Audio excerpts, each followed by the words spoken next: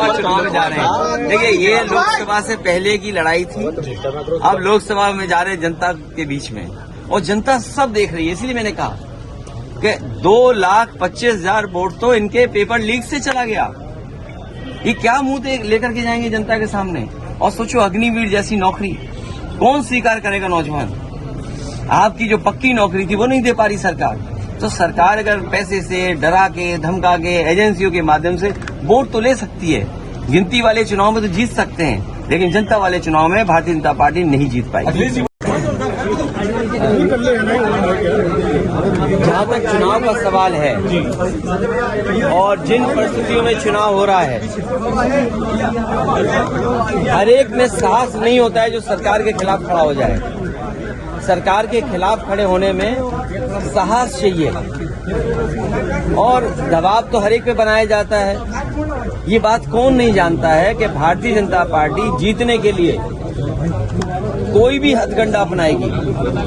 जिस भारतीय जनता पार्टी ने चंडीगढ़ में बेईमानी की हो, बैलेट से जब वोट पड़ा, जीतने के लिए उन बैलेटों को किस तरीके से बिगाड़ा गया, किस तरीके से वोट खराब किया गया, और अधिकारी के माध्यम से उस समय अगर सीसीटीवी न होता और बैलेट से वोट न पड़ा होता तो शायद भारतीय जनता पार्टी को इस तरह से बदनाम होते हुए नहीं कोई देख पाता।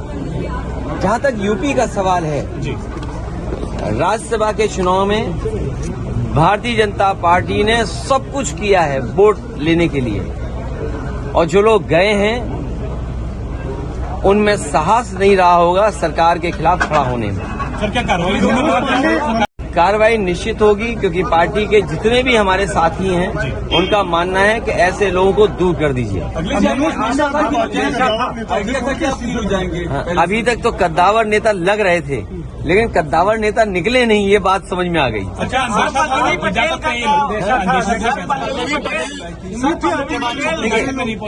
मैंने आपसे कहा कि सरकार के खिलाफ वोट डालने में साहस की जरूरत है, साहस की जरूरत है।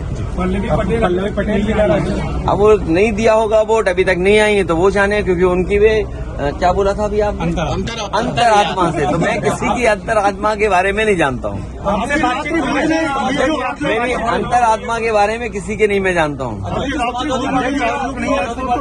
कोई बात नहीं, जब जो भोज में नहीं आए, चर्चाएं आपके माध्यम से भी थी, चर्चाएं और तरह से भी थी। अब उन बातों को आप बेहतर समझते होंगे कि कोई क्यों चला गया, किसी को सिक्योरिटी की जरूरत रही होगी, किसी को धमकाया गया होगा कि आपके मुकदमे पुराने हैं, आपका इतना रिकॉर्ड अच्छा नहीं है, आपको ये लाभ दे दिया जाएगा।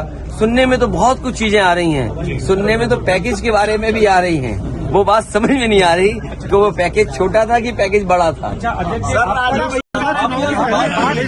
भैया से बात की गई थी आपके यहाँ से, आप प्रदेश अध्यक्ष ने बात। देखिए, कई बार कुछ लोग, कुछ होता है खबरों में रहने के लिए।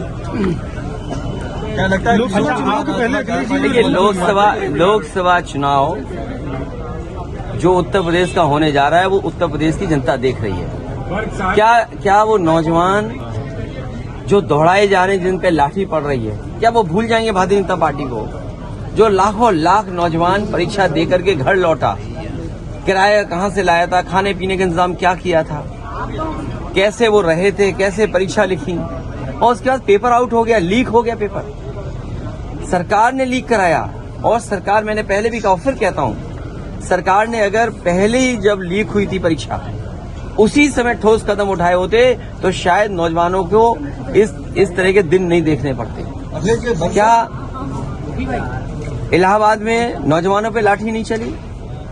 69,000 के नौजवान जाने कितने दिन से बैठे हैं, अपना आरक्षण मांग रहे हो, अपने साथ न्याय हो जाए उनके साथ, कितने सालों से इंतजार कर रहे हैं। यहीं पर लखनऊ में आप बुलडोजर लेकर के गरीबों का घर उजाड़ रहे हैं। ये लोग जो जब क्षेत्र जाएंगे तो शायद जनता का कैसे फेस करेंगे, हम ही लोगों को नहीं फेस कर पा रहे हैं। सर, आज का